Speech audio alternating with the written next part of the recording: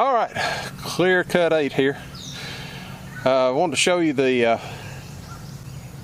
shooting bench. It's a little bit different design.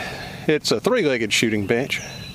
Requires just a normal chair, which you can see I forgot, so I'm improvising with a trailer.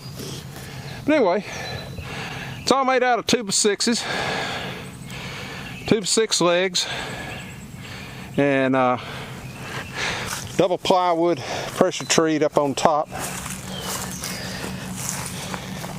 Gives you a real good sturdy bench to work off of.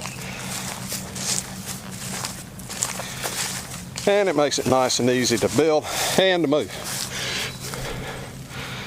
So it takes just a couple hours to build it, and used quite a bit of construction cement and a lot of nails, a lot of deck screws, things like that.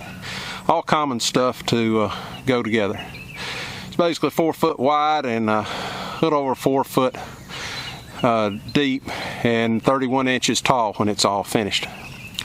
So anyway, just thought I'd show it to you and give you an idea of what I've been working on. Have a great day. Clear Cut 8. Have a great day.